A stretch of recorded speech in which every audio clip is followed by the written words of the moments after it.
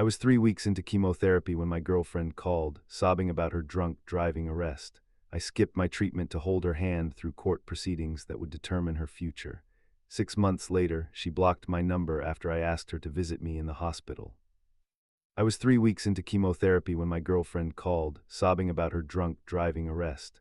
I skipped my treatment to hold her hand through court proceedings that would determine her future. 6 months later, she blocked my number after I asked her to visit me in the hospital. Before we get into the part that still hurts to tell, let us know where you're watching from and hit subscribe so you don't miss more deep, raw stories like this. The call came at 3:47 a.m. on a Tuesday, jarring me from the fitful sleep that had become my new normal since starting cancer treatment. Jessica's voice was barely recognizable through the tears and panic, words tumbling out in fragments about police lights, breathalyzer tests, and being held in a county jail cell that smelled like disinfectant and despair. She had been driving home from a work party, she explained between sobs, just a few drinks with colleagues to celebrate landing a major client. Nothing excessive, she insisted, but apparently enough to register .09 on the machine that would now determine whether she kept her marketing job, her driver's license, and her carefully constructed adult life. The irony of the timing wasn't lost on me, though I was too exhausted and medicated to fully process it in that moment. 3 weeks earlier, I had received my own life-altering news in a sterile oncologist's office, words like aggressive and stage 3 hanging in the air while Jessica sat beside me, scrolling through her phone and occasionally looking up to nod sympathetically when the doctor paused for questions neither of us knew how to ask. My treatment schedule had been carefully planned around the cancer's timeline and my body's ability to withstand the chemical assault designed to save my life. Chemotherapy sessions every 2 weeks, each one followed by days of nausea, exhaustion, and immune system vulnerability that required careful management and consistent medical monitoring. Missing sessions or delaying treatment could compromise the entire protocol's effectiveness, potentially reducing my chances of survival. But Jessica's crisis felt immediate and desperate in ways that my long-term medical battle somehow didn't. Cancer was an abstract enemy that would be fought over months with scheduled precision. Jessica's legal troubles were concrete and urgent, requiring immediate action and emotional support that only I could provide, according to her tearful insistence that I was the only person she trusted to help her navigate this nightmare. I had been scheduled for my 4th chemotherapy session that morning, an appointment I had been dreading for days as the cumulative effects of the previous treatments had left me weak, nauseated, and struggling with peripheral neuropathy that made simple tasks like buttoning shirts or opening jars increasingly difficult. The prospect of another 8-hour session in the infusion center, connected to IV lines pumping poison through my veins while Jessica sat in a jail cell, felt impossible to bear. When Jessica asked if I could come to the courthouse for her arraignment, the decision felt obvious despite my family's explicit instructions to prioritize my health above all other considerations. This was someone I loved, someone who needed me during the worst crisis of her life.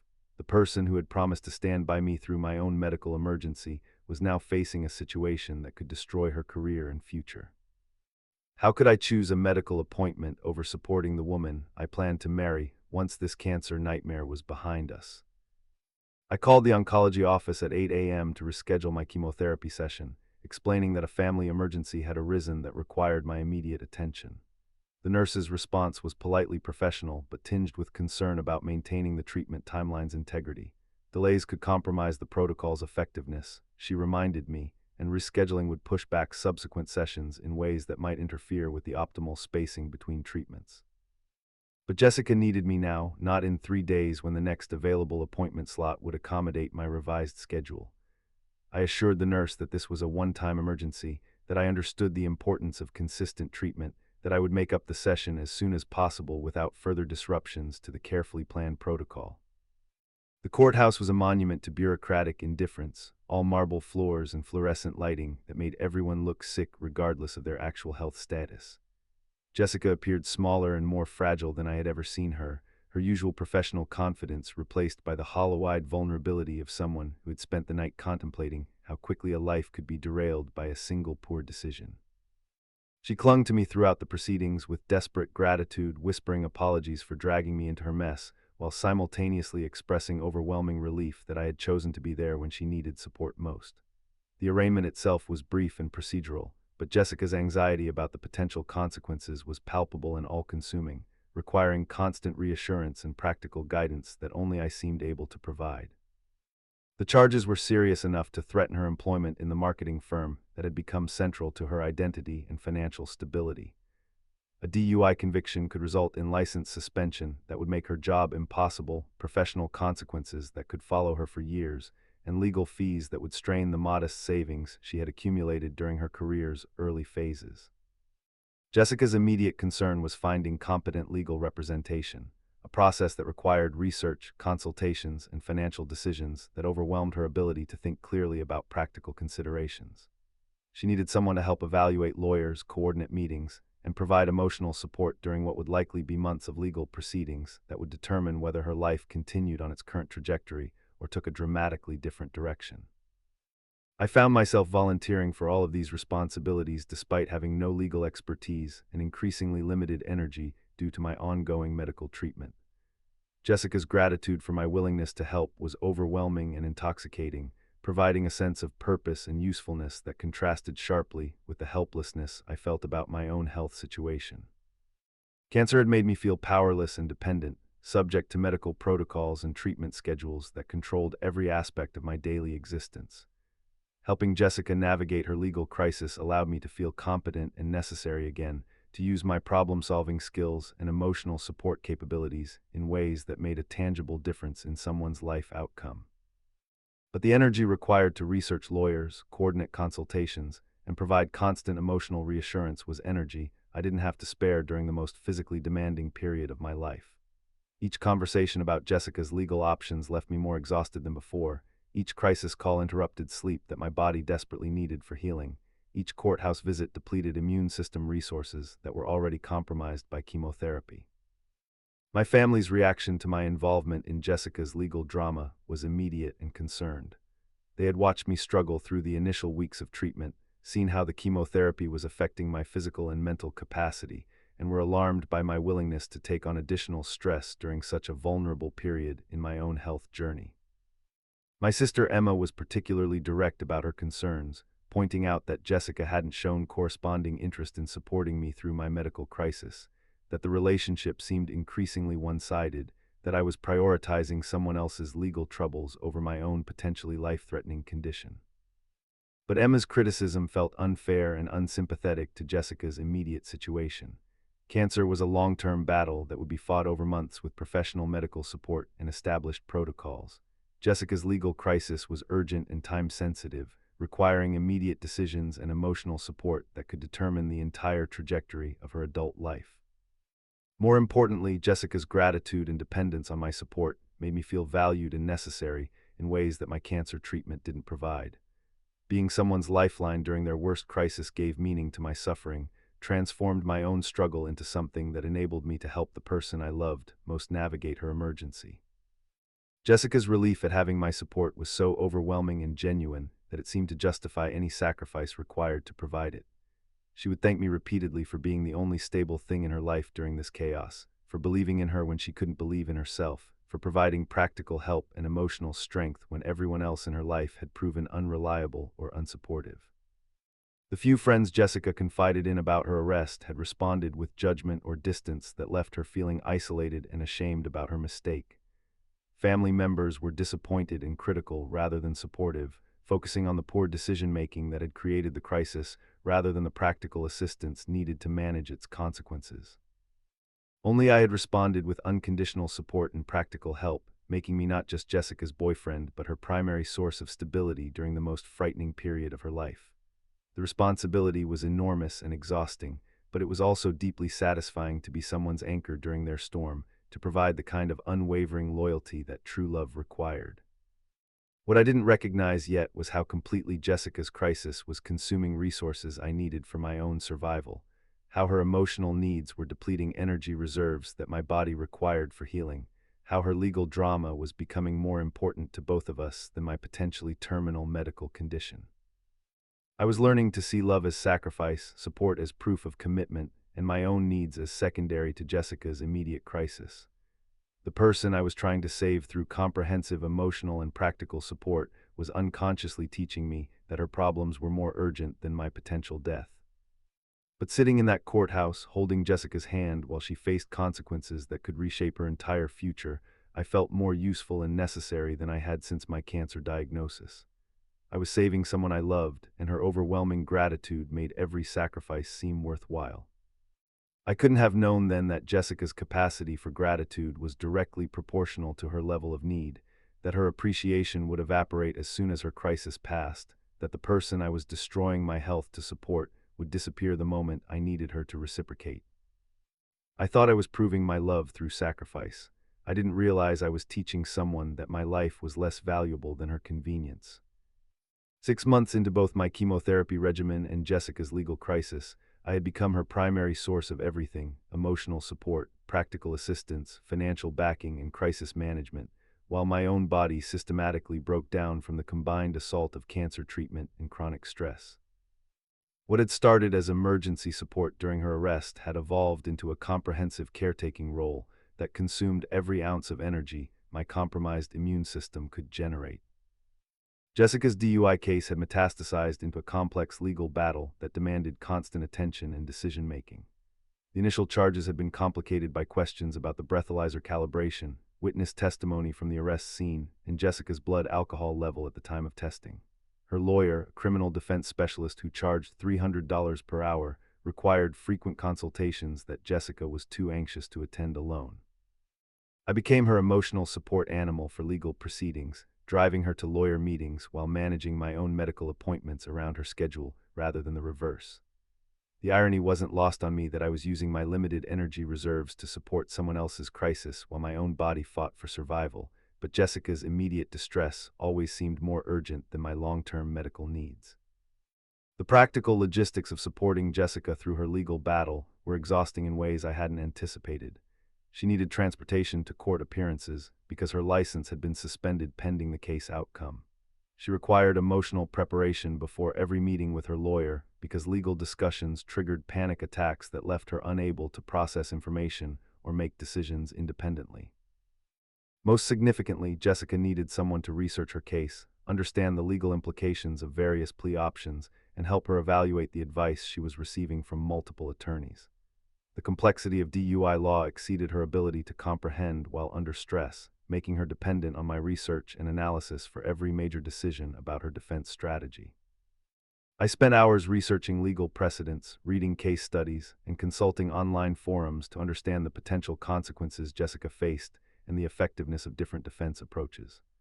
The mental energy required for this legal education was energy I didn't have to spare while my brain struggled with chemotherapy fog that made simple tasks like reading emails or following conversations increasingly difficult.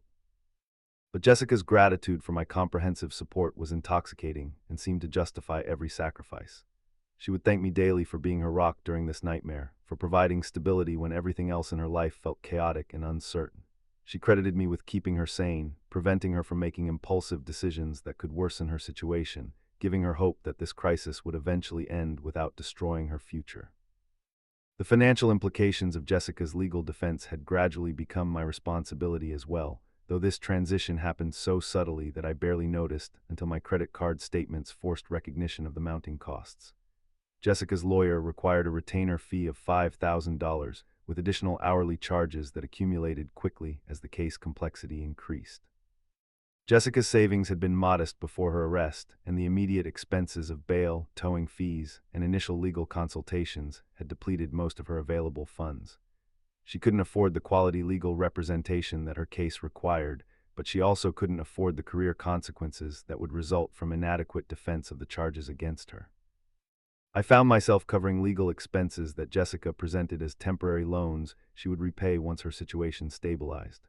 The retainer fee went on my credit card with Jessica's promise to reimburse me as soon as she received her next performance bonus. Additional legal costs were charged to my account with assurances that she was tracking every expense and would settle our accounts when her case concluded.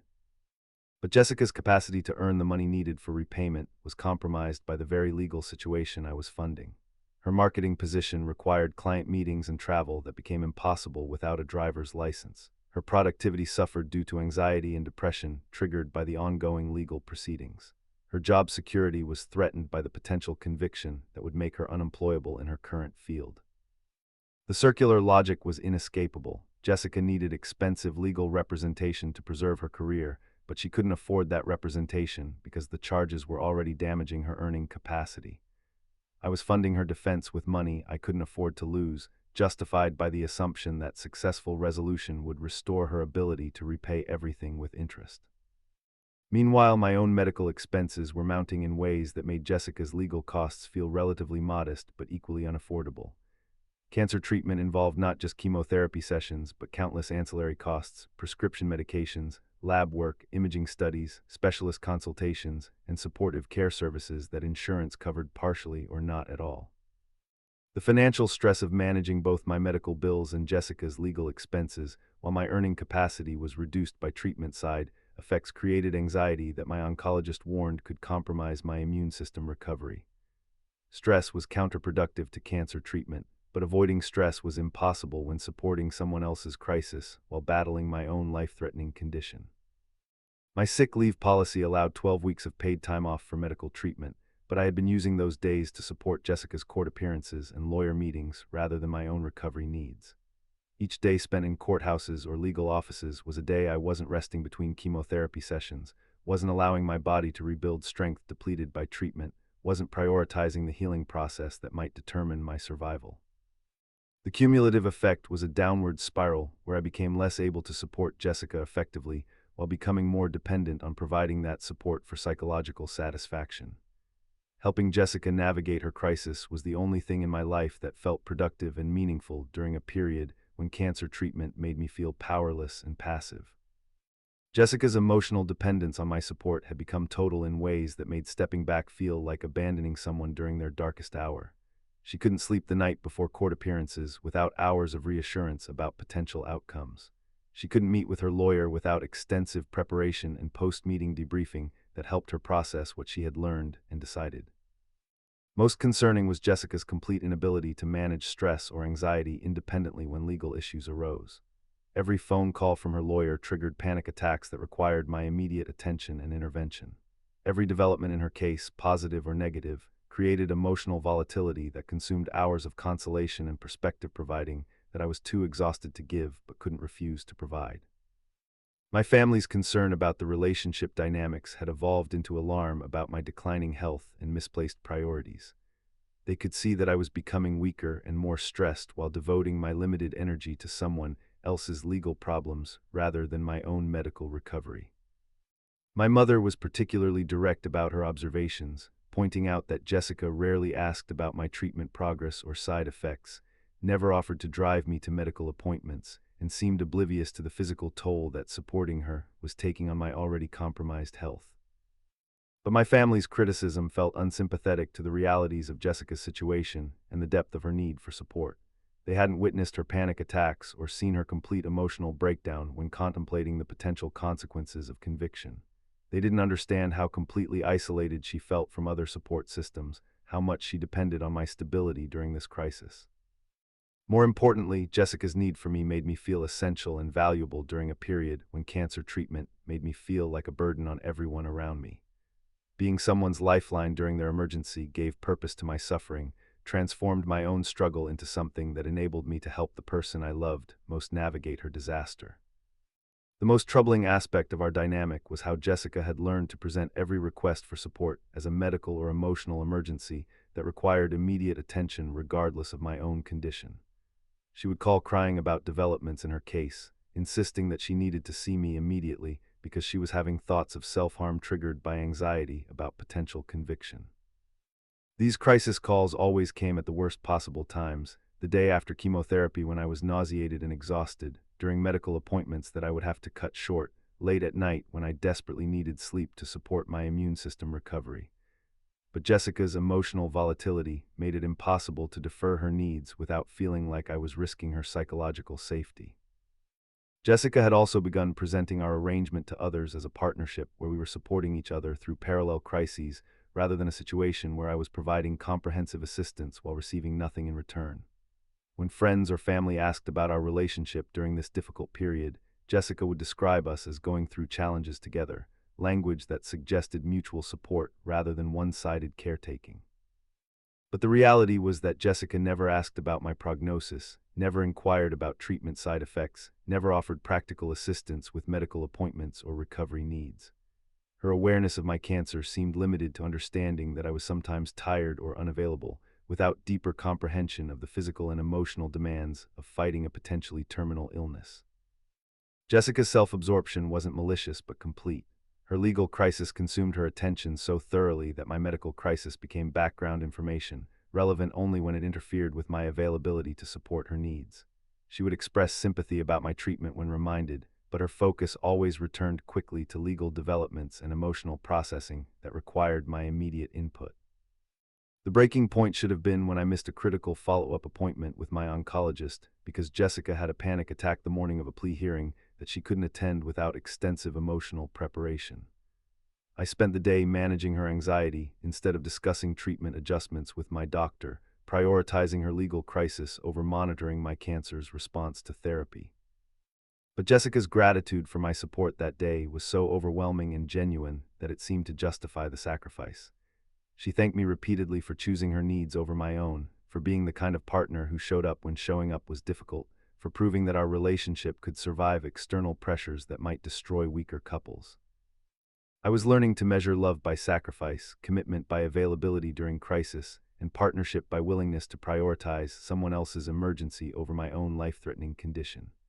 Jessica was unconsciously teaching me that her problems were more important than my survival, that good boyfriends absorbed their partner's stress regardless of their own capacity to handle additional pressure. What I didn't recognize yet was how systematically Jessica was depleting resources I needed for healing, how her emotional demands were compromising my immune system recovery, how her legal drama was becoming more critical to both of us than my potentially terminal medical situation.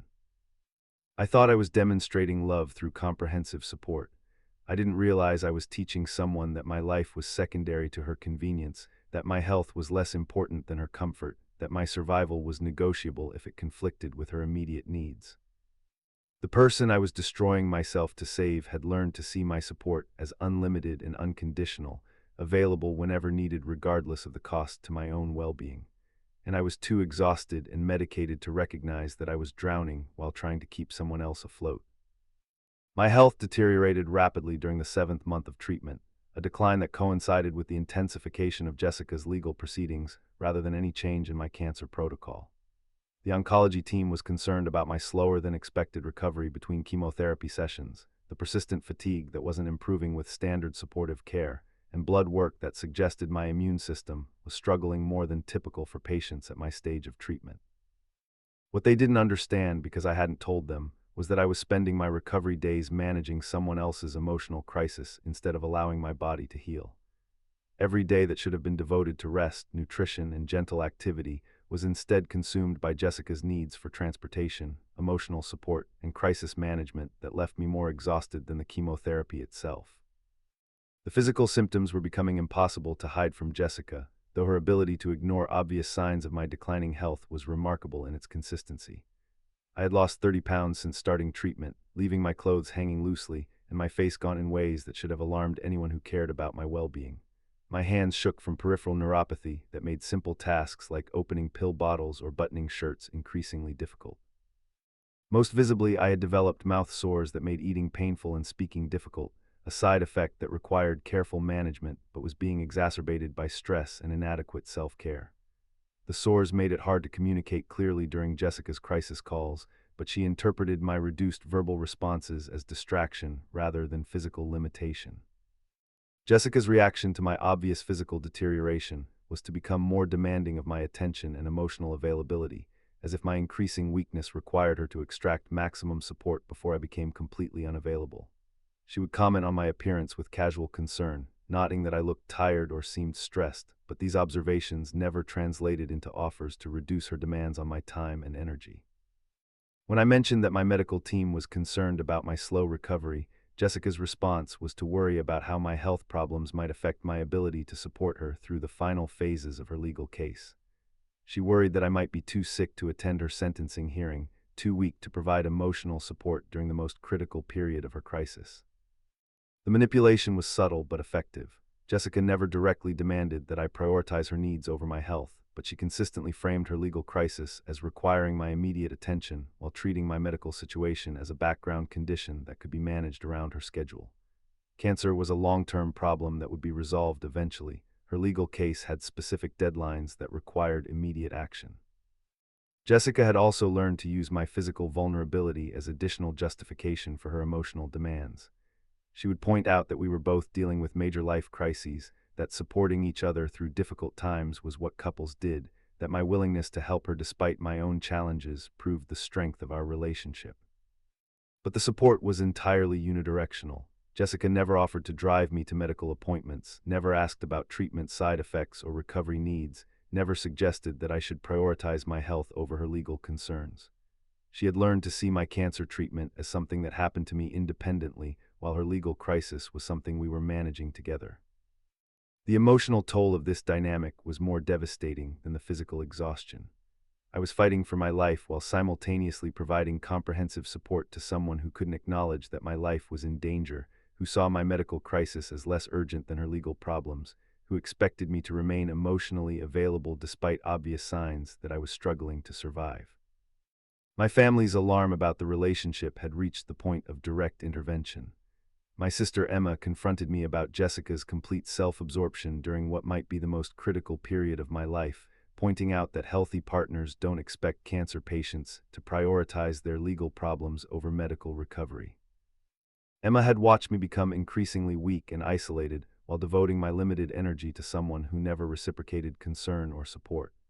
She had seen how Jessica monopolized my attention during family visits, steering conversations toward her legal case rather than my treatment progress, treating my medical updates as brief interruptions to more pressing discussions about her situation.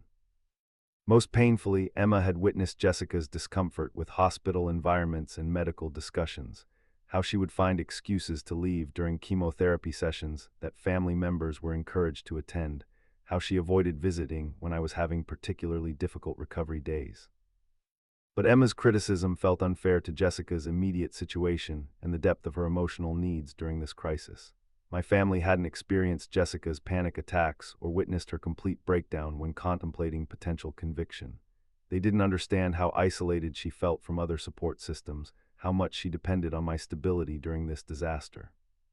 More troubling was how my family's concern about Jessica was creating additional stress during a period when I needed all available energy for healing.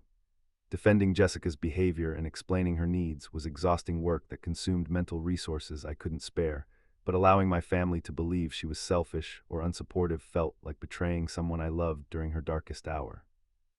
The isolation this created was profound and dangerous. I was protecting Jessica from criticism that might have forced her to recognize how one-sided our relationship had become, while simultaneously cutting myself off from family support that I desperately needed during cancer treatment. Jessica's needs had become so consuming that maintaining them required rejecting other relationships that might have provided perspective or assistance.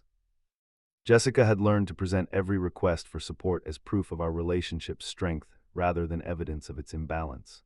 When she needed me to attend court hearings during my chemotherapy weeks, she would frame it as us facing challenges together rather than her expecting me to sacrifice medical care for her legal needs.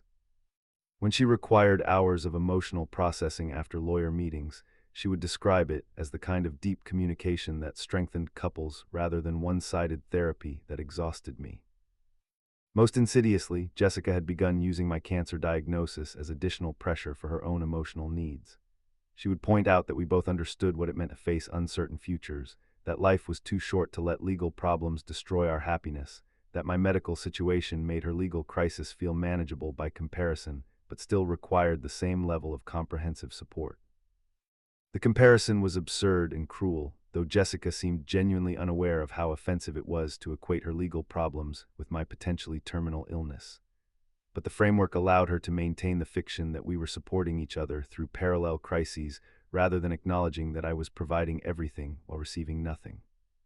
The breaking point came when Jessica's lawyer recommended a plea bargain that would require community service and alcohol education classes, but would preserve her professional license and avoid jail time. The offer was better than anything we had hoped for during the months of legal proceedings, representing a resolution that would allow Jessica to rebuild her life with minimal long-term consequences. Jessica's reaction to this positive development was not relief or gratitude, but anxiety about accepting a plea that would require admitting guilt for charges she still believed were unfair. She wanted to fight the case at trial, risking much harsher penalties, because accepting the plea felt like acknowledging that she had actually been drunk rather than the victim of faulty testing equipment. The decision consumed weeks of agonizing discussion during which Jessica became increasingly dependent on my analysis and emotional support.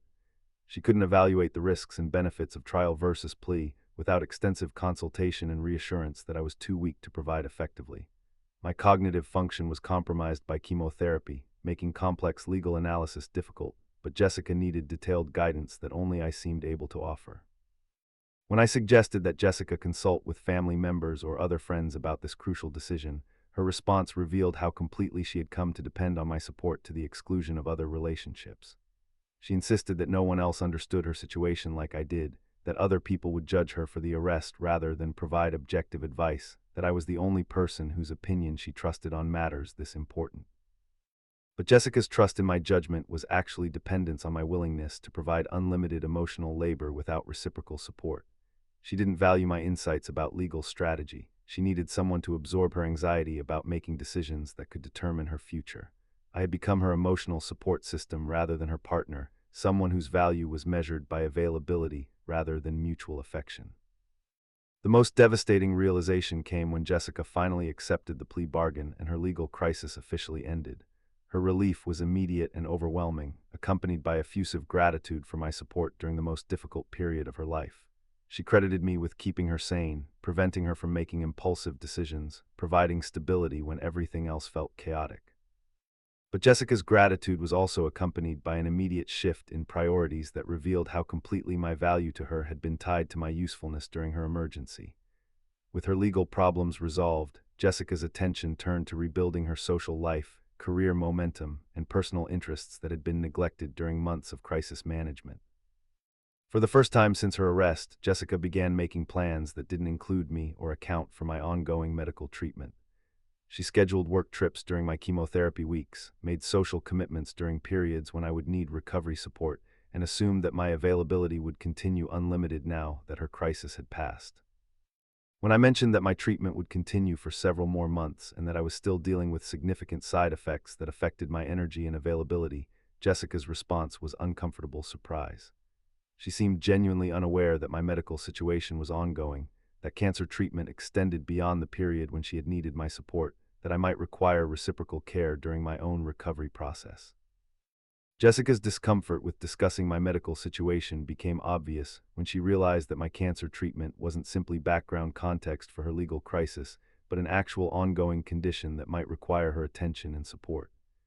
She had learned to see my illness as something that happened around her emergency, rather than a parallel crisis that deserved equal concern and accommodation. The conversation revealed that Jessica had never actually absorbed information about my prognosis, treatment timeline, or potential outcomes. She knew I was receiving chemotherapy but hadn't processed details about my cancer stage, survival statistics, or the possibility that treatment might not be successful. My medical situation had been filtered through the lens of how it affected my availability to support her, rather than understood as a life-threatening condition requiring its own comprehensive management. That night, lying awake with nausea from my latest chemotherapy session while Jessica slept peacefully beside me, I finally understood the complete scope of what had happened. I had spent months providing unlimited support to someone who had never intended to reciprocate, who saw my cancer as inconvenient rather than terrifying, who expected me to remain emotionally available regardless of my physical capacity to provide support. Jessica wasn't evil or intentionally cruel. She was simply someone whose capacity for empathy didn't extend beyond her own immediate needs, who could accept unlimited support without recognizing the cost to her provider, who genuinely believed that good relationships meant having someone available to absorb all stress and anxiety without reciprocal obligation. I had been drowning while trying to keep someone else afloat, and the person I was saving had never noticed I was underwater. My love had become a resource for Jessica to exploit rather than a mutual feeling to cherish and protect. The realization was devastating, but it was also clarifying. I was fighting for my life, and I needed to prioritize my survival over someone else's comfort. The question was whether Jessica could learn to see me as a person worth saving rather than just someone convenient for crisis management. I was about to find out. My cancer treatment protocol intensified during the ninth month, requiring twice-weekly chemotherapy sessions and additional radiation treatments that left me bedridden for days at a time. The oncology team had detected concerning changes in my latest scans that necessitated a more aggressive approach, pushing my body to its absolute limits in what my doctor carefully described as our best chance for long-term remission. Jessica's legal case had concluded successfully 3 weeks earlier with the plea bargain that preserved her career and avoided jail time. Her relief at this outcome was matched by an immediate return to normal social activities and professional ambitions that seemed to erase any memory of the months when her crisis had consumed our entire relationship. With her immediate problems solved, Jessica appeared to expect that life would simply resume its previous patterns without accommodation for my ongoing medical battle. The timing of this transition was cruel and revealing. Just as my treatment became most demanding and my physical condition deteriorated to its lowest point, Jessica's availability and emotional support disappeared entirely. She had scheduled a business trip to a conference during the week of my first radiation treatments, explaining that she needed to rebuild her professional reputation after months of distraction from legal concerns. When I mentioned that the radiation side effects might be severe and that I would appreciate her presence during this particularly difficult phase of treatment, Jessica's response was uncomfortable irritation rather than concern. She pointed out that she had already missed too much work due to her legal problems, that this conference was crucial for her career recovery, that I should understand her need to prioritize professional obligations now that her crisis had passed. The conversation revealed Jessica's complete inability to recognize that my medical situation was ongoing and potentially life-threatening, rather than a background condition that had conveniently coincided with her legal troubles. In her mind, we had both survived our respective crises and could now return to normal life, with my cancer treatment being something that happened to me individually rather than something we were facing together as a couple.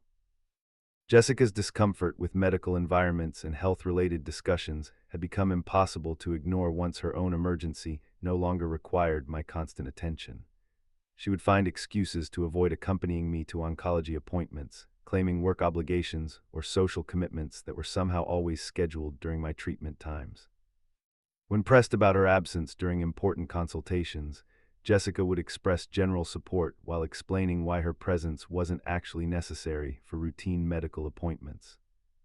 But these weren't routine appointments. They were discussions about treatment modifications, scan results, and prognosis adjustments that would determine whether I survived this cancer or became one of the statistics that didn't make it to 5-year remission. Jessica's casual dismissal of these crucial moments revealed how completely she had compartmentalized my medical crisis as something separate from our relationship rather than a shared challenge requiring mutual support. More devastating was Jessica's reaction when I asked directly for emotional support during the most frightening period of my treatment. The radiation protocol was experimental and aggressive, with side effects that could be severe and permanent. My medical team had explained the risks clearly: potential organ damage, increased infection susceptibility, and complications that might be worse than the cancer itself. I was terrified and needed someone to hold my hand through this nightmare. Jessica's response was a masterclass in selfish deflection disguised as reasonable boundary setting. She explained that she wasn't good with medical situations, that hospitals made her anxious, that watching me suffer was too emotionally difficult for her to handle effectively. She suggested that my family was better equipped to provide the kind of support I needed, that she would be more helpful by maintaining normalcy in other areas of our relationship.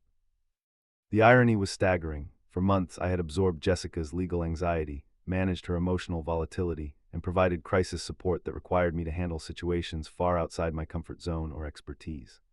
I had never claimed that legal proceedings were too stressful for me to navigate, never suggested that someone else was better equipped to support her through her emergency, never prioritized my own comfort over her desperate need for assistance. But Jessica's capacity for support was apparently limited to receiving it rather than providing it. She could accept unlimited emotional labor from me during her crisis, while being unable to offer basic companionship during mine. The person who had sobbed about needing me during the worst period of her life was now explaining why my worst period was too difficult for her to witness. Jessica's avoidance of my medical situation extended beyond physical presence to emotional acknowledgement of what I was experiencing. She never asked about my prognosis or survival statistics, never inquired about treatment side effects or recovery timelines, never expressed fear about potentially losing me to this disease.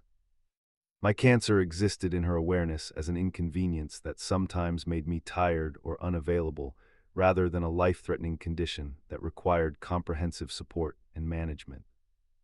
When mutual friends asked about how we were handling my cancer diagnosis, Jessica would speak in generalities about it being a difficult time that we were managing together.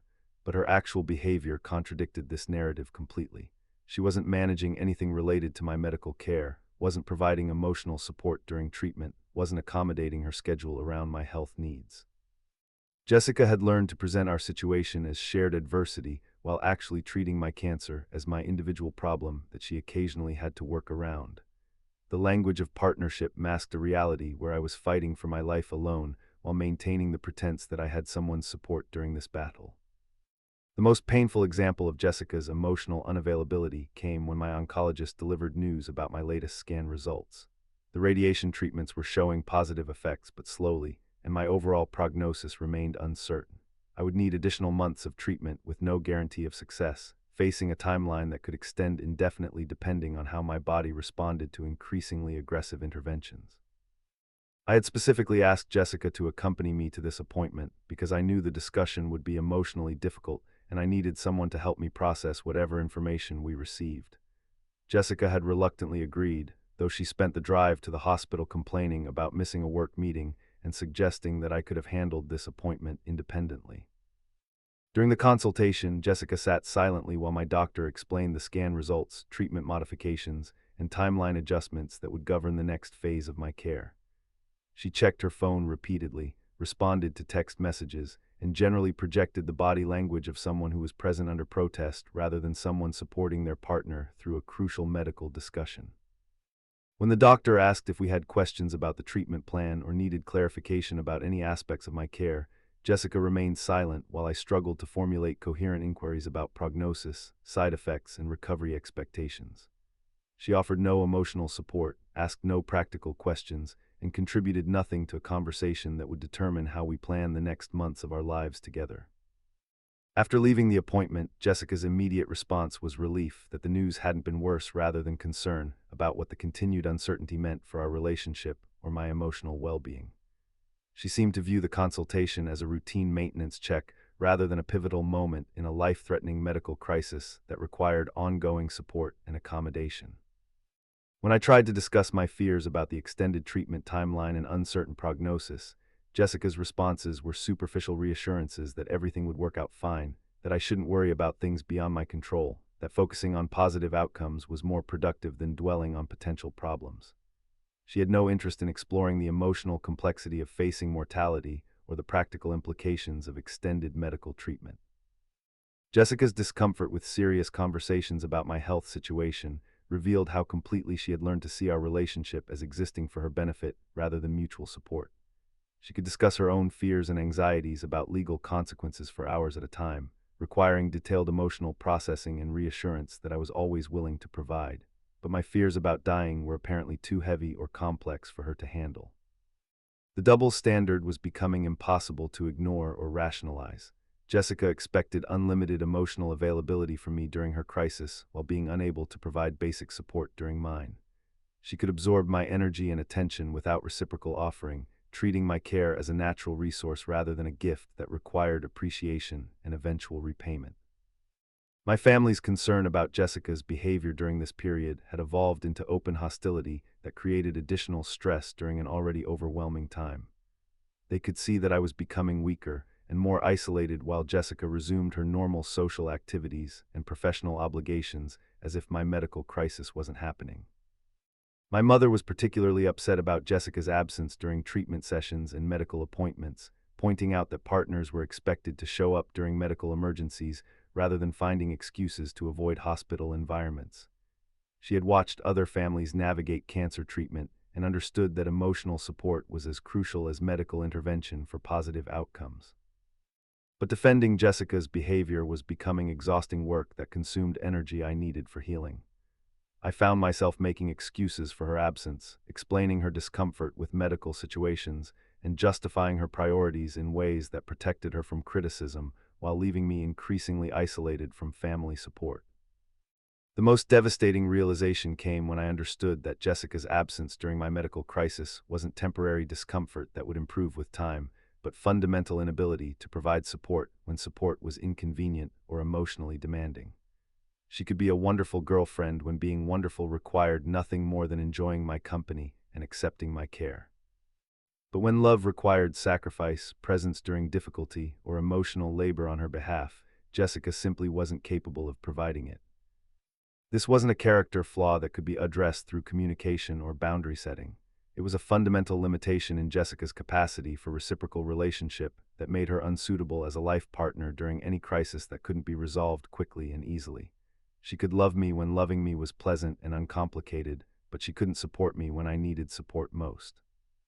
The person I had nearly destroyed my health to save during her legal emergency was incapable of providing even basic companionship during my medical emergency.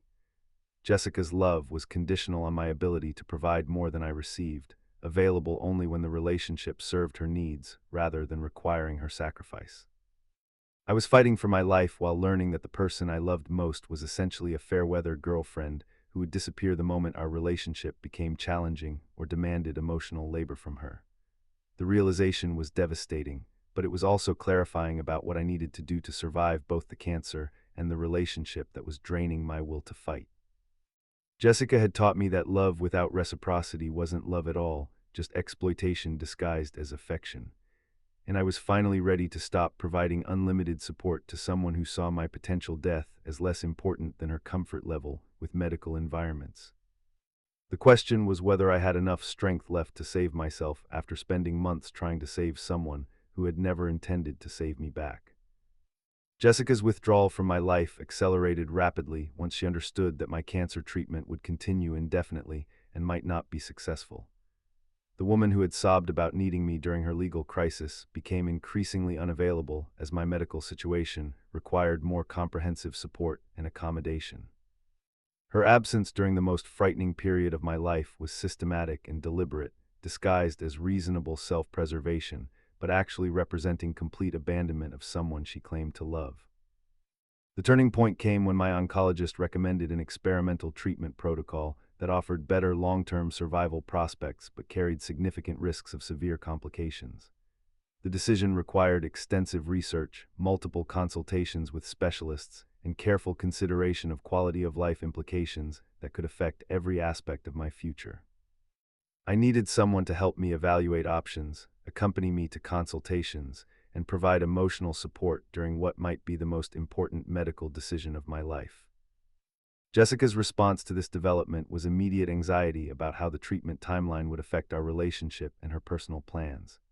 Instead of offering to help research options or attend consultations, she worried about whether the experimental protocol would interfere with a vacation she had planned for the following month, whether side effects might make me less emotionally available, whether treatment complications could disrupt her work schedule. Her concerns were entirely self-focused, revealing how completely she had learned to view my medical crisis through the lens of how it affected her convenience, rather than recognizing it as a life-threatening situation that required partnership and support.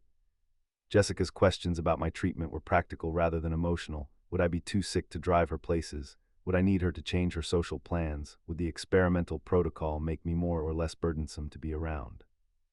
When I directly asked Jessica to accompany me to the consultation where I would decide whether to pursue the experimental treatment, her response was a masterpiece of selfish deflection.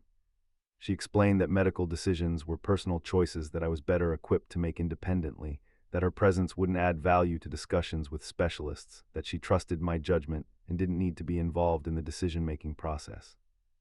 But Jessica's absence wasn't about respecting my autonomy. It was about avoiding the emotional labor of supporting someone through a terrifying medical decision.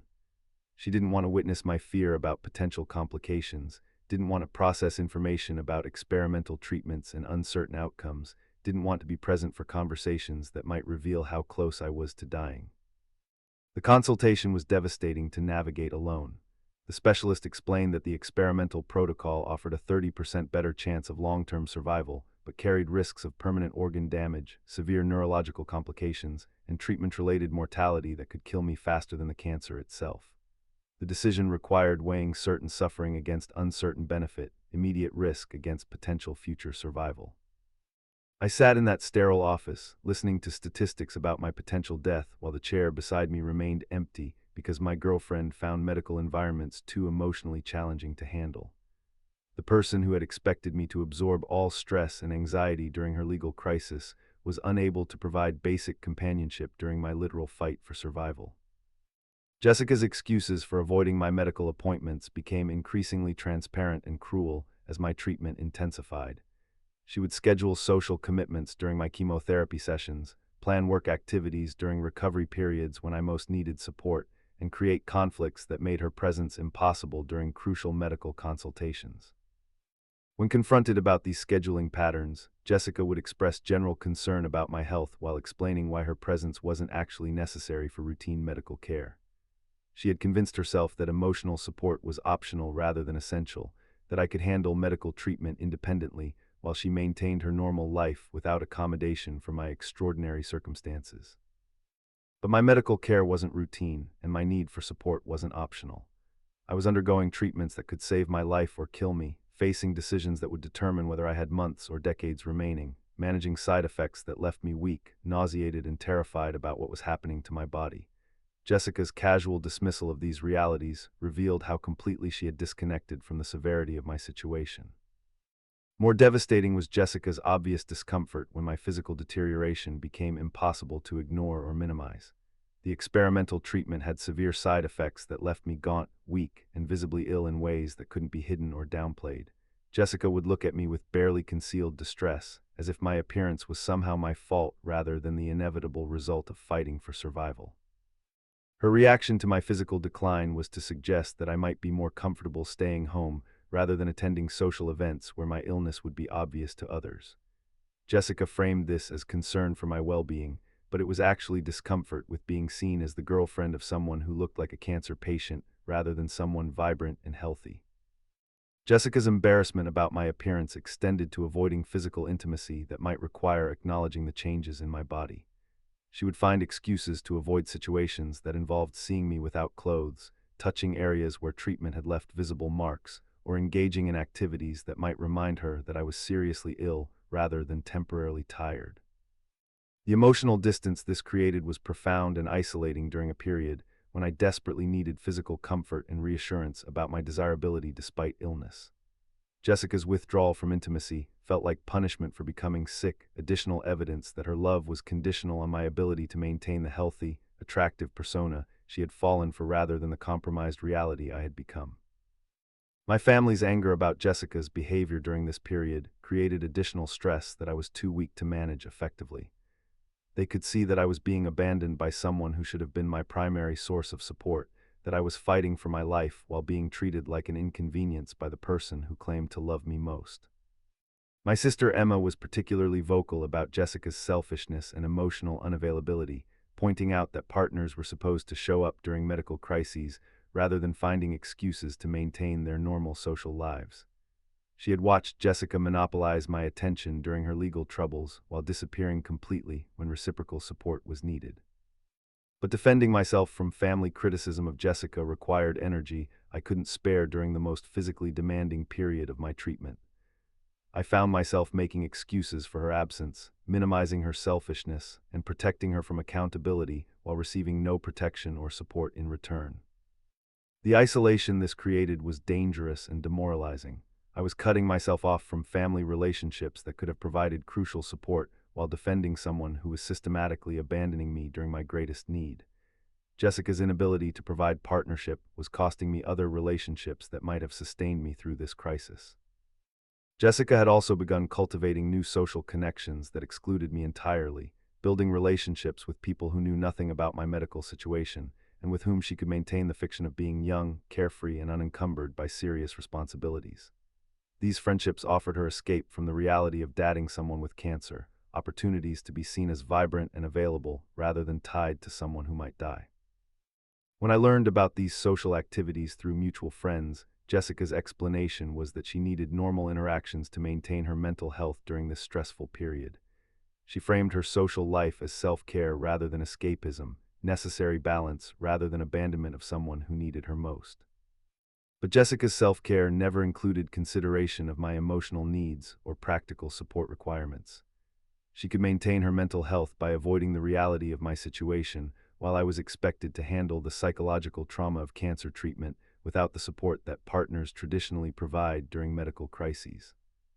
The most devastating betrayal came when Jessica began discussing our relationship problems with her new social circle, presenting herself as someone burdened by a sick boyfriend who had become too needy and demanding.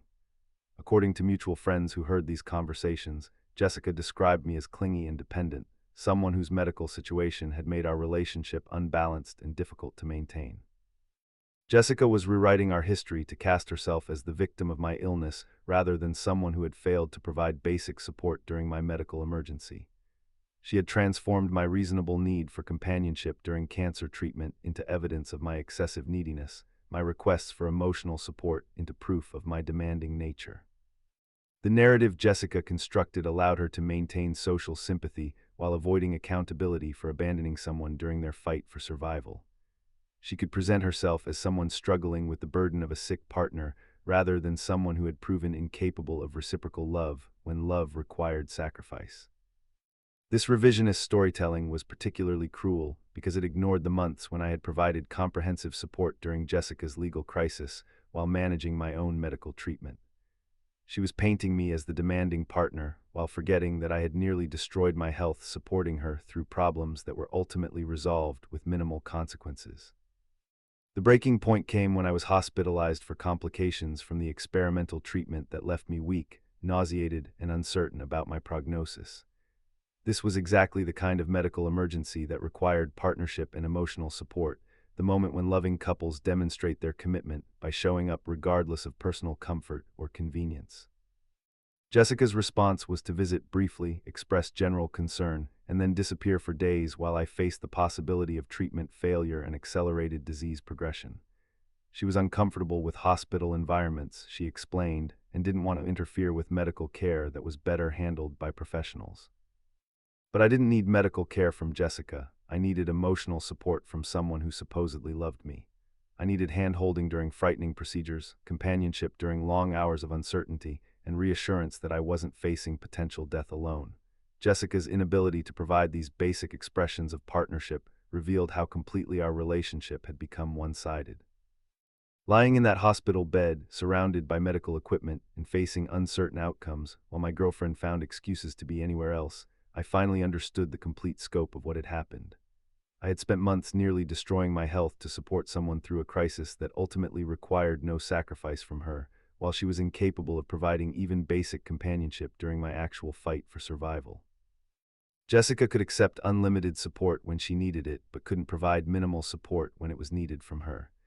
She could love me when loving me required nothing more than accepting my care, but she couldn't partner with me when partnership required emotional labor or uncomfortable situations. The person I had prioritized over my own medical needs was fundamentally incapable of reciprocal love, someone whose affection was conditional on receiving more than she gave, whose commitment lasted only as long as the relationship served her immediate needs without requiring significant sacrifice.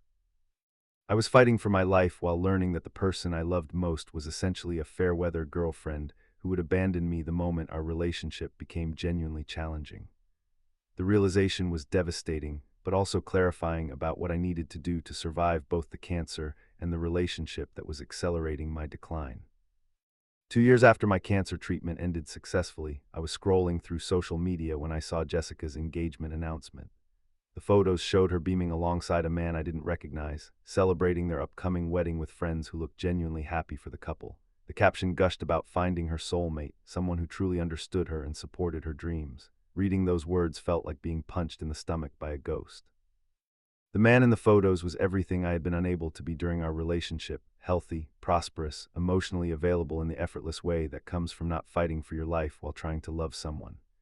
Jessica looked radiant and carefree. The way she used to look before my cancer diagnosis complicated her life with medical appointments, treatment schedules, and the uncomfortable reality of dating someone who might die. My own recovery had been successful but arduous, requiring 2 full years of follow-up treatments, monitoring, and gradual rebuilding of physical strength that cancer and chemotherapy had systematically destroyed. The experimental protocol that Jessica had been too uncomfortable to discuss with me had ultimately saved my life, but the process had been exactly as difficult and uncertain as my oncologist had warned. During the worst phases of treatment and recovery, when I most needed emotional support and companionship, Jessica had been systematically absent. Her withdrawal hadn't been sudden or dramatic, but gradual and strategic, designed to minimize her discomfort while avoiding obvious abandonment that might have damaged her social reputation or self-image as a caring person. The pattern had been consistent and calculated. Jessica would express general concern about my health while finding excuses to avoid specific situations that required emotional labor or uncomfortable hospital environments. She would send encouraging text messages while being unavailable for actual support during medical procedures, treatment sessions, or recovery periods when I needed companionship most. Her excuses had become increasingly transparent as my treatment progressed, and her discomfort with my illness became impossible to hide.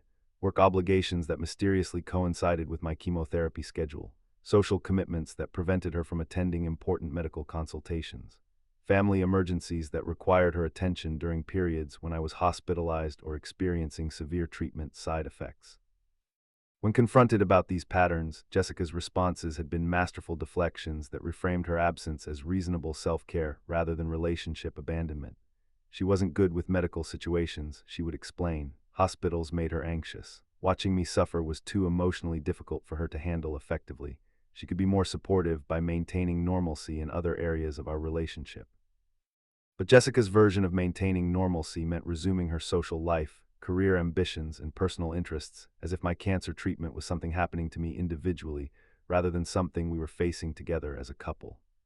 She had learned to compartmentalize my medical crisis as my problem while expecting our relationship to continue unchanged in ways that served her emotional and practical needs.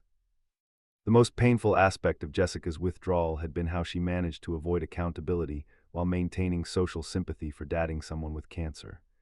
She would mention my illness to friends and colleagues in ways that generated admiration for her loyalty and strength, presenting herself as someone courageously supporting a sick partner through difficult circumstances. But Jessica's actual behavior contradicted this narrative completely. She wasn't providing support. She was avoiding the reality of my situation while maintaining the social benefits of being seen as a devoted girlfriend facing adversity. The gap between her public persona and private actions was so wide that I sometimes wondered if she genuinely believed her own fiction about being supportive. Jessica's social media during my treatment period had been carefully curated to maintain the illusion of normal relationship dynamics while omitting any evidence of the medical crisis that was consuming my life. Photos of dinner dates and social events presented a couple enjoying life together, with no indication that one of us was undergoing chemotherapy and facing uncertain survival prospects. The few times my illness appeared in Jessica's online presence, it was sanitized and minimized to the point of irrelevance. Vague references to challenging times we were navigating together, generic requests for positive thoughts, inspirational quotes about overcoming adversity that suggested strength and partnership rather than one-sided abandonment during medical emergency. This careful image management had allowed Jessica to maintain social relationships and professional opportunities without the complications that might have arisen from acknowledging the reality of dating someone with potentially terminal cancer. She could present herself as resilient and loving while actually being absent and self-serving. My family's reaction to Jessica's behavior during my treatment had been uniformly negative, though I had spent significant energy defending her choices and minimizing their criticism. They could see that I was being abandoned by someone who should have been my primary source of support, but I was too weak and hopeful to acknowledge what was obviously happening. My mother had been particularly upset about Jessica's absence during crucial medical appointments and treatment sessions, pointing out that partners were expected to show up during health crises rather than finding convenient excuses to maintain their normal routines. She had watched other families navigate cancer treatment and understood that emotional support was as important as medical intervention for positive outcomes. My sister Emma had been even more direct about Jessica's selfishness, noting that she had provided comprehensive support during Jessica's legal troubles while receiving nothing comparable during my fight for survival. Emma had witnessed the double standard firsthand, watching Jessica monopolize my attention during her crisis while disappearing when reciprocal support was needed. But I had protected Jessica from family criticism throughout my treatment, making excuses for her absence and explaining her limitations in ways that preserved her reputation, while leaving me increasingly isolated from support systems that might have sustained me through the crisis. Jessica's inability to provide partnership was costing me other relationships that could have been crucial for recovery. The final break had come 6 months after my treatment ended, when I had asked Jessica to accompany me to a follow-up consultation that would determine my long-term prognosis. The appointment represented a crucial milestone in my recovery, a moment when we would learn whether the experimental treatment had been successful and what our future together might look like. Jessica's response had been immediate discomfort and eventual refusal, explaining that she had already sacrificed too much time to medical appointments and needed to focus on rebuilding her career and social life after months of stress and disruption. She suggested that good news about my recovery should be celebrated independently rather than requiring her presence at routine medical consultations. The conversation had revealed Jessica's complete inability to recognize that my medical situation remained ongoing and potentially serious rather than a resolved crisis that we could simply move past. She had never absorbed information about cancer follow-up care, recurrence risks, or the psychological impact of surviving potentially terminal illness. My recovery was something she wanted to assume rather than verify. When I pressed Jessica about the importance of this particular appointment and my need for emotional support during a moment that would determine our future planning, her response had been swift and definitive. She was tired of our relationship revolving around my medical situation. She needed a partner who could focus on building a life together rather than someone constantly worried about health problems that might or might not recur. Jessica's words had been carefully chosen to sound reasonable while actually being breathtakingly selfish. She was reframing my legitimate medical needs as excessive focus on health problems, my survival concerns as pessimistic rather than realistic, my request for support as evidence of our relationship's unhealthy dynamics. The subtext was clear. Jessica wanted to date the healthy person I might become rather than support the recovering cancer patient I actually was. She could love me if my illness was completely resolved and never mentioned again, but she couldn't partner with me if recovery required ongoing accommodation or acknowledgement of what we had survived together. That conversation had ended our relationship, though Jessica had framed the breakup as mutual recognition that we had grown apart during a difficult period rather than her abandonment of someone during medical recovery. She had convinced herself that our incompatibility was natural rather than her failure to provide basic partnership during my fight for survival. Now, 2 years later, Jessica's engagement photos suggested that she had found someone who could give her the uncomplicated relationship she had always wanted, someone whose love didn't require hospital visits, whose future didn't involve medical uncertainties, whose emotional needs didn't conflict with her comfort level or social aspirations. The mutual friends who had witnessed our relationship during my cancer treatment had largely sided with Jessica's version of events, accepting her narrative about growing apart during a stressful period, rather than understanding that she had systematically abandoned someone during their greatest need. Jessica's social skills and emotional intelligence had allowed her to maintain sympathy while avoiding accountability for behavior that was objectively cruel. The few people who understood what had actually happened were family members who had witnessed Jessica's absence firsthand, but their perspectives had been dismissed as biased rather than accurate.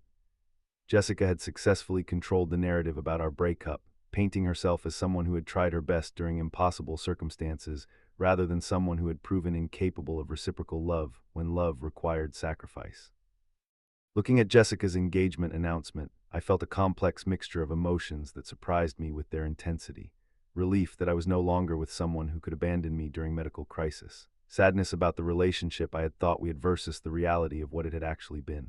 Anger about the months I had spent defending someone who was systematically failing to support me during my fight for survival. But mostly I felt clarity about what had happened and why. Jessica hadn't been evil or intentionally cruel during my cancer treatment. She had simply been someone whose capacity for love was conditional on convenience, whose commitment lasted only as long as relationships served her needs, without requiring significant emotional labor or personal sacrifice. The person I had nearly destroyed my health supporting during her legal crisis had been fundamentally incapable of providing comparable support during my medical emergency. Jessica could accept unlimited care when she needed it, but couldn't provide minimal care when it was needed from her. She could love me when loving me was pleasant and uncomplicated, but she couldn't partner with me when partnership required presence during difficult circumstances. Jessica's engagement represented her finding someone who could give her the relationship she had always wanted, mutual enjoyment without crisis management, shared activities without medical complications, partnership that enhanced her life without requiring sacrifice or uncomfortable situations. She was marrying someone whose love would never cost her anything. The photos showed Jessica looking genuinely happy in ways she never had during our relationship, even before my cancer diagnosis. I was seeing someone who had found her natural element, a relationship that required nothing more than showing up when showing up was easy, loving someone when loving them enhanced rather than complicated her life. Understanding this brought a strange sense of peace about what had happened between us. Jessica hadn't failed at loving me, she had succeeded at loving herself more. She had protected her emotional comfort and social aspirations during my medical crisis, choosing self-preservation over partnership in ways that were probably inevitable given who she fundamentally was as a person. The woman in those engagement photos had learned to choose relationships that served her needs rather than challenged them, partners who enhanced her life rather than requiring sacrifice, love that felt good rather than demanding growth. Jessica had found exactly what she had always been looking for, and I was grateful to no longer be the obstacle to her happiness. But I was also grateful to have learned the difference between someone who loves you and someone who loves what you do for them, between partnership and convenience, between commitment that lasts and affection that disappears when tested by real adversity. Jessica's engagement was proof that she had moved on completely from our relationship and everything it had represented. But it was also confirmation that I had survived both cancer and someone whose love wasn't worth having, someone whose abandonment had ultimately been a gift that freed me to find something better.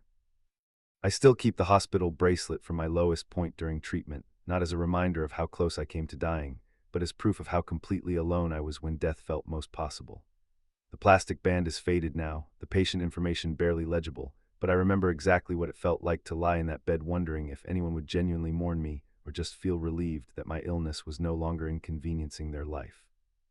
3 years have passed since Jessica blocked my number after I asked her to visit me during a follow-up hospitalization. 3 years of rebuilding not just my physical health, but my understanding of what love actually means versus what I had mistaken for love during our relationship. The clarity that comes from surviving both cancer and emotional abandonment is brutal but invaluable. Jessica's wedding photos appeared on social media 6 months after her engagement announcement, showing a celebration filled with the same friends who had known about my cancer treatment, but had somehow accepted her narrative about our relationship ending due to natural incompatibility.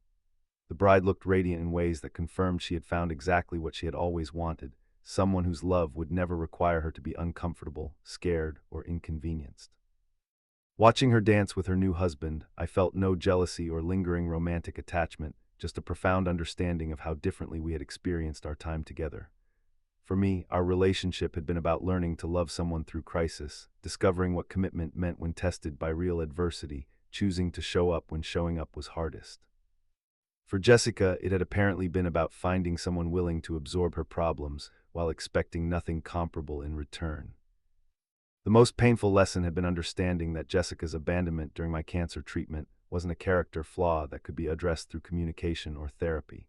It was a fundamental limitation in her capacity for reciprocal love that made her unsuitable as a life partner during any crisis that couldn't be resolved quickly and easily. She could love me when loving me required nothing more than accepting my support, but she couldn't love me when I needed support most. This wasn't about blame or moral judgment. Jessica wasn't evil for being unable to handle serious illness, medical environments, or the possibility of losing someone she cared about.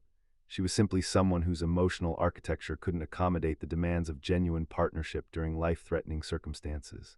The problem was that I had needed a partner, and she had needed a caretaker.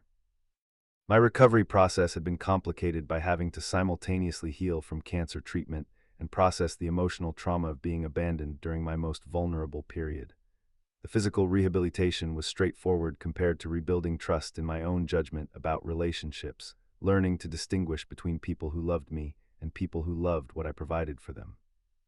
Therapy had been essential for understanding how I had enabled Jessica's emotional unavailability by accepting crumbs of affection while providing comprehensive support, how I had confused my willingness to sacrifice with evidence of our relationship's strength, how I had mistaken her dependency during her crisis for genuine partnership rather than temporary convenience. The therapist had helped me recognize patterns in my relationships where I had consistently chosen people who needed saving rather than people who could save me back, where I had measured love by how much I could give rather than how much I received, where I had confused being useful with being valued. Cancer had forced me to confront mortality in ways that revealed who was actually present for the difficult parts of life versus who disappeared when presence required emotional labor or personal discomfort. The crisis had been a brutal but effective filter for distinguishing fair-weather relationships from authentic connections that could survive real adversity. My family had been there throughout treatment, even when being there meant sitting in uncomfortable hospital chairs, witnessing my physical deterioration, and facing the possibility that I might not survive. They had shown up not because it was pleasant or convenient, but because that's what love requires: presence during the worst moments, not just the best ones. The contrast with Jessica's behavior had been so stark that it forced recognition of what I had been accepting as normal in romantic relationships. I had learned to see emotional unavailability as something to overcome rather than something to avoid, to interpret someone's inability to support me as a challenge rather than a deal breaker. Dating after cancer had been complicated by hypervigilance about potential partners' capacity for handling serious life challenges. I found myself evaluating how people responded to stress, whether they could provide support without expecting excessive gratitude, how they reacted to discussions about mortality or medical issues.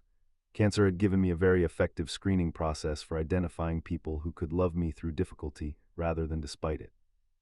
The woman I eventually married had lost her father to cancer during her 20s, giving her direct experience with the realities of serious illness and what it meant to support someone through medical treatment. She understood that loving someone meant showing up for the unglamorous parts, that partnership required presence during fear and uncertainty, that commitment was measured by what you did when doing it was hardest. Our relationship had been built on mutual support during various life challenges, rather than one person consistently providing care while the other consistently received it. We had both experienced loss, illness, and crisis, and both learned that love without reciprocity wasn't sustainable or satisfying for either person involved. Jessica's inability to love me through cancer hadn't been a personal failing that reflected my worth or lovability. It had been a compatibility issue that revealed fundamental differences in how we understood relationships, commitment, and what it meant to care for another person. She needed someone who would never require her to be uncomfortable, and I needed someone who could be uncomfortable for love. The hospital bracelet reminds me that I survived both the cancer that could have killed my body and the relationship that was killing my spirit. Jessica's abandonment had been devastating at the time, but it had also been educational about what love looked like when tested by real adversity. I learned that some people love you for who you are, and some people love you for what you do for them. Cancer had taught me the difference, and surviving both had taught me never to accept less than someone who could love me through anything. The price of loving someone who couldn't love me back had been almost losing myself, but the reward was learning what real love actually looked like when I finally found it.